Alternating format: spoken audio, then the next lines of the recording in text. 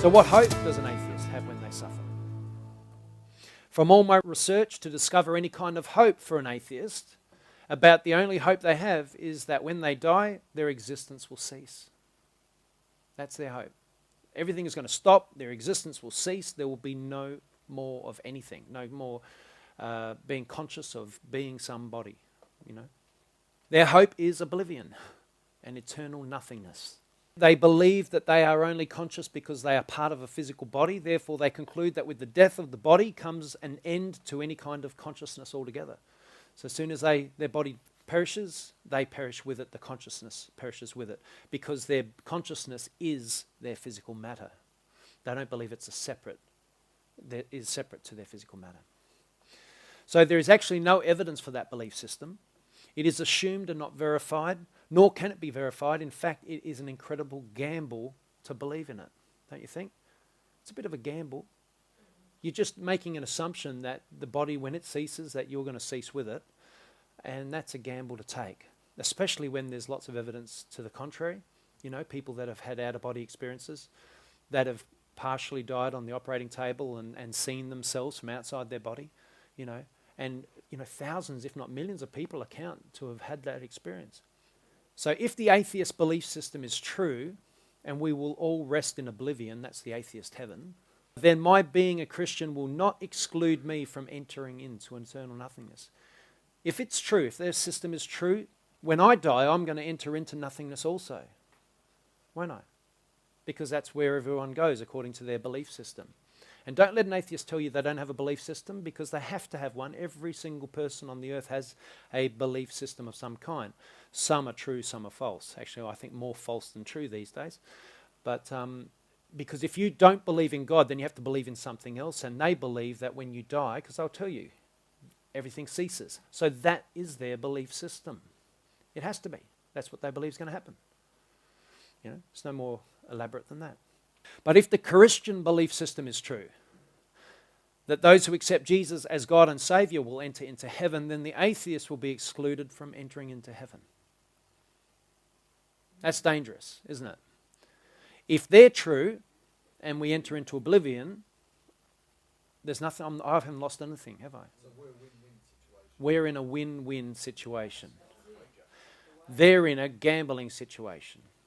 I don't like gambling because I lose when I gamble. Yeah, the Christian has nothing to lose and everything to gain, whereas the atheist has everything to lose and a hope of oblivion to be gained. Okay, so who's glad they're a Christian? All right. It's the only place to be. Get on the safe side.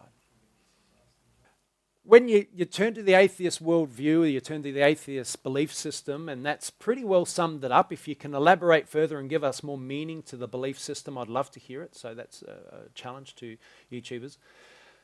But I want to share now what the Christian answer or the Christian belief system is in relation to this. And I think it's a far, far, far better hope. So I believe that it requires absolute faith to believe in God and Christ without fully understanding why God allows suffering. To not understand why suffering is allowed, yet still hold to faith in God, takes absolute faith, doesn't it? To take that. Because there is some things that we won't have answered.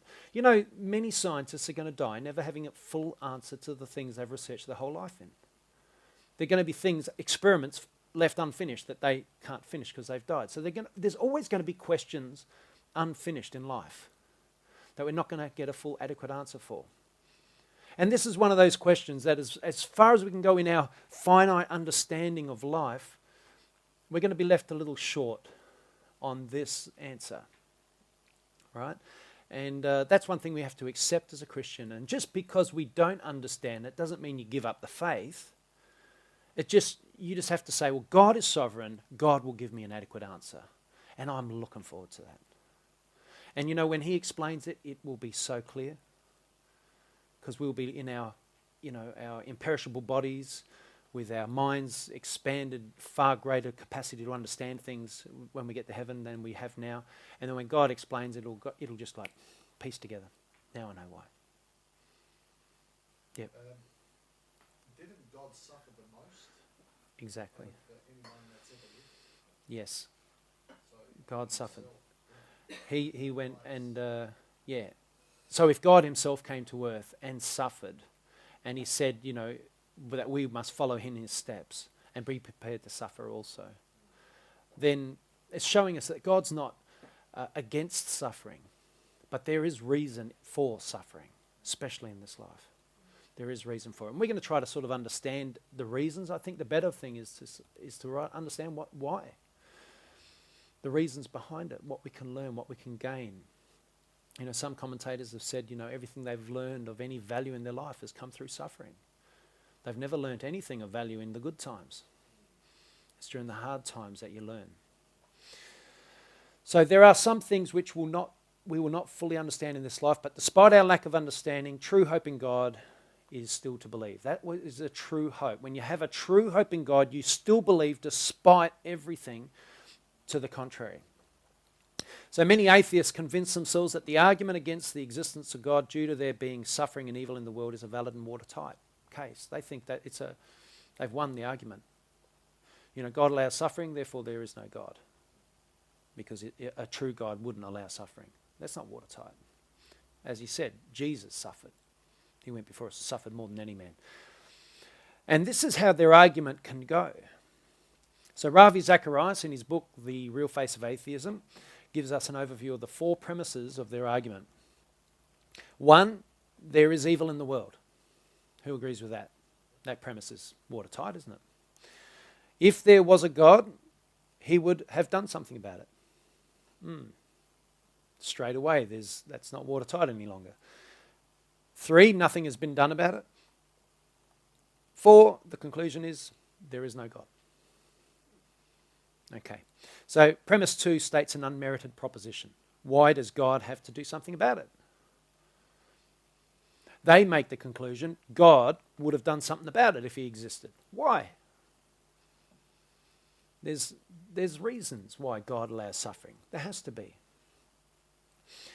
And therefore that makes the conclusion in number 4 absurd. How they can draw that conclusion from making their own unmerited proposition. So that's the atheist argument. But here's a couple of theist arguments. A theist is simply a believer in God. Ravi Zacharias gives us 2 powerful rebuttal arguments. 1, yes, there is evil in the world. He agrees. 2, if there is evil, there must be good. So that's a problem the atheist has to explain. If there's evil, must be good. Because if there was no good, you wouldn't know the difference between good and evil. And you wouldn't know that you're actually evil, would you? If there wasn't good to compare it to. So 3, if there is good and evil, there must be a moral law on which to judge between good and evil. There must be. We must have a moral code that we abide by. And so 4, if there is a moral law, there must be a moral lawgiver. And it's certainly a moral lawgiver is not, a normal human. He has to be someone above humans to give that moral law. Because the Bible tells us that the moral law is written on the tablets of our heart.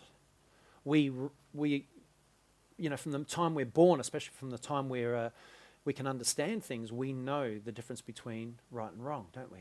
Yeah. So 5, for the theist, this points to God, that there's a moral lawgiver, and that moral lawgiver is God. Now, his second argument is this. There is evil in the world.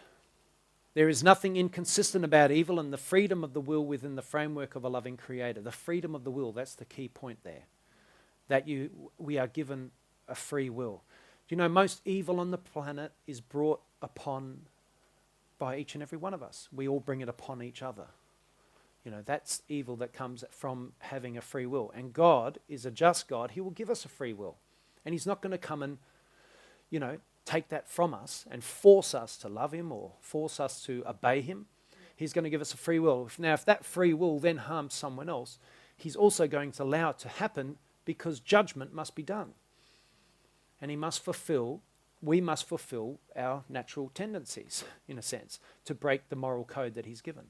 Because if they don't do wrong, then when he judges, he can't judge justly because he didn't allow them to do wrong. He kept protecting them and stopping them from doing wrong. So 3, in fact, concepts of love and goodness are unexplainable unless there is a God.